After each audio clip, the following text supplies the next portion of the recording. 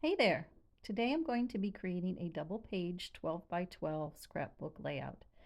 And I am going to be starting with this beautiful collection from Stampin' Up! Called Every Day You and Me, and it is from the Scrapbook Workshop. I'm also going to be using a sketch from the Creative Design Team's Volume 1 12 by 12 sketchbook. The sketch calls for a series of 3 by 4 photos and 4 by 4 photos, or excuse me, 3 by 3 photos and 3 by 4 photos laid out in a grid fashion. So I get a lot of questions about matting photos.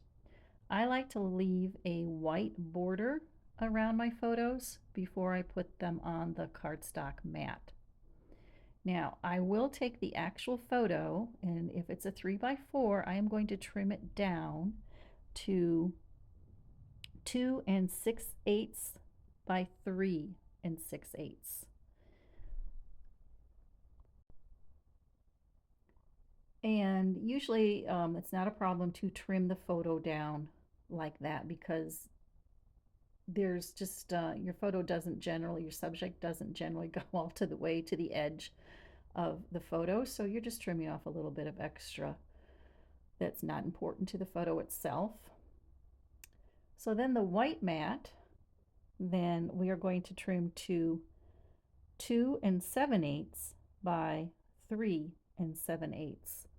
So that gives me just a little peek of the white around all the photos, which I really think helps to separate it and make it stand out from the cardstock mat.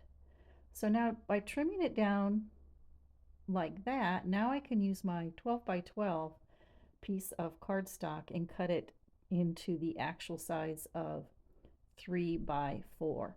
And that way I'm not left with any wonky sizes of cardstock, especially if I'm using a 12 by 12 piece of cardstock.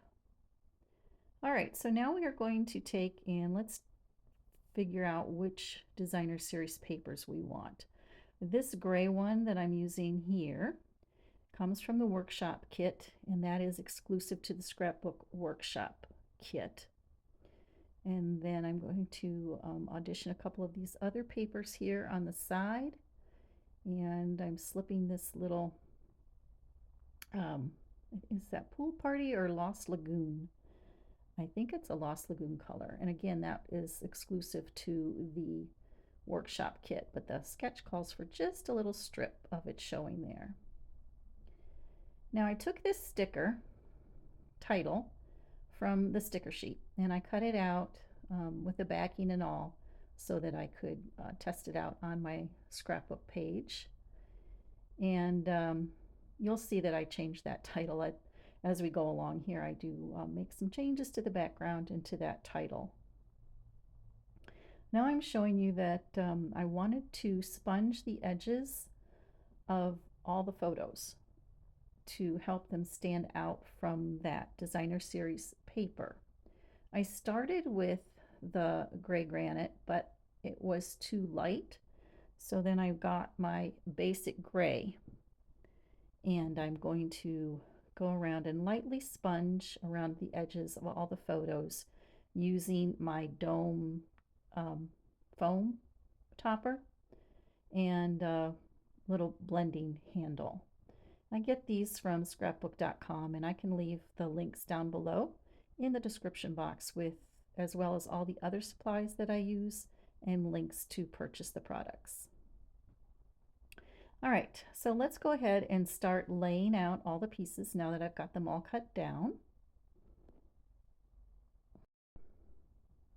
And as I'm laying the pieces out, I decide I think I want to change the base of the layout. I really like this paper that comes as part of the collection, and I think that will make a nice background rather than the plain white. I'm always using the plain white, so I wanted to bring this paper in because not only does it have that cool like washed look on it, but you can't see it in the photos, but it's kind of a texture. It looks like it has a texture to it. So I thought that would give the photos and the layout just a little bit more interest. So I am trying the paper, auditioning it out with the title, and I like how it looks with the title right now, but as you see as we go along, as I said before, I will end up changing that title just because I thought that ended up with a little bit too much of that dark bluish color. And here I'm showing you that I really like how that yellow kind of pulls out that yellow green in the photos of the foliage in the tree. Now, just as I did with the photos, I'm going to go ahead and sponge the edges of the designer series paper, the pattern paper pieces. Now what I'm showing you there is I didn't want to waste all that paper, that beautiful background paper, so what I did was I cut a strip off the bottom and a strip off the top, and I believe I cut them about 4 inches wide. And then I will take and adhere them down to the willow white cardstock. Now in retrospect, what I should have done is gone to my stash and gotten a piece of 12 by 12 paper that I don't like very well and use that rather than use up my white cardstock pieces. But really, do I have any cardstock that I don't really like? Not really. All right, so then I've put that all together and everything is adhered down. And now I get to start playing with the embellishments. And here you go. Here is what I finally decided on for the title. I went to my Cricut and just open a text box and type out the words that I want, and then I put a offset around the title. Now I'm showing you that for the embellishments, I actually took some of the stickers, but I'm also using the Everyday You and Me stamp set.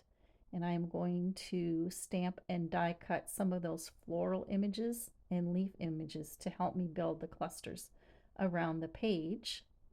And here I'm showing you that I'm going to use the Lost Lagoon, and I'm going to, let's mount that on a block and get a piece of our white cardstock, give it a good tap, and press down. And you can see that I'm using a foam mat underneath to do my stamping. And I also did second generation stamping to get another tone of the Lost Lagoon. So let's get the, I chose the Old Olive, and the stamp set had some cute little leaves to go with it. So again, I will do the same thing, ink up the block. And I put all 4 little leaves on the one block just to eliminate a few steps because I can get it stamped all at one time. So I will stamp that one time, and then I will just move my cardstock over, and before re-inking I will stamp again and get that second generation image as well. And that gives you basically, now I've got 2 different shades of green and the 2 different shades of the Lost Lagoon. And then I'm just showing you I'm going to take my die over to the die cut machine and cut those out. So the stamp set came with that cute little flower and leaf set, but I wanted 2 different colors on that. So I'm going to take my brush markers, and I'm using the Pretty and Peacock, and you take the brush and just brush the top where I wanted the floral piece to be, and then I'll use my Old Olive marker and the brush tip and apply the marker directly to the stamp set with the Old Olive and color that in with the marker. And then you just kind of re-moisten it, especially if it's a bigger image. That one was small, probably didn't need to do that. But then you just stamp, and now you have a 2-color image from one stamp set. All right, so now I've got everything stamped and die cut out. I've got my journaling printed out, and now it's time to start having fun with putting all the embellishments and trying the things out all around the page. I'm showing you there that the scrapbook workshop comes with those paperboard pieces, and I wanted to use those in each of the clusters as well. And I thought that particular piece that I put next to that house right there kind of reminded me of the tree that is in that picture. And I'm just going to be using the floral pieces and the leaves that I stamped and die cut and building up the little bit of clusters around the page. And while I work on these clusters, let me tell you a little bit about exploring the city. We were driving back from Florida and we decided to stop in St. Augustine's on our way home. It's the oldest city in America, and we've heard that it's a really beautiful city to visit. Especially, it has nice beaches, but of course, it has a lot of history, and we do enjoy learning about the different historic places. So there was it was on a beautiful harbor, and the sun was shining that day. It was nice and warm. So the first thing we did was go to the fort and explore the fort, and you just walk around. But the fort is right there on the harbor, so of course it had all these beautiful views everywhere you went. It was just gorgeous, especially with the sun shining off in the distance and the blue skies and the blue water. It was just simply fantastic.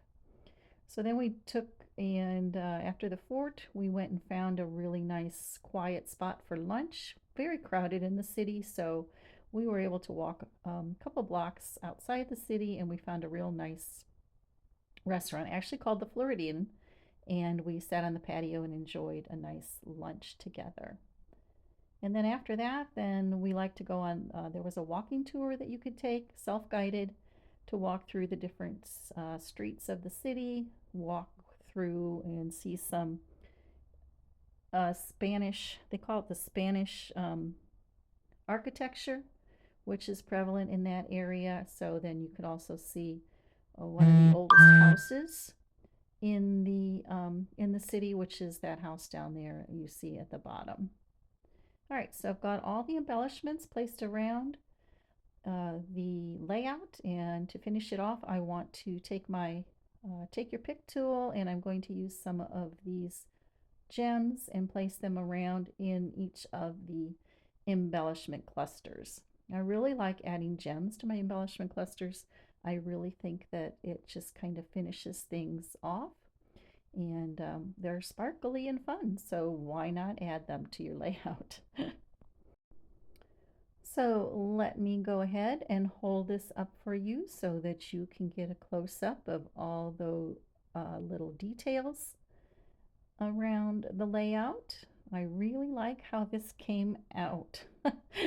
I'm really happy that I changed the title and went with something from my Cricut. I think that just stands out a lot better. So if you like this video, please be sure to go ahead and give it a thumbs up, and don't forget to subscribe and hit the notification bell so you are notified every time I upload a video. And for more crafty inspiration, check the playlist on screen.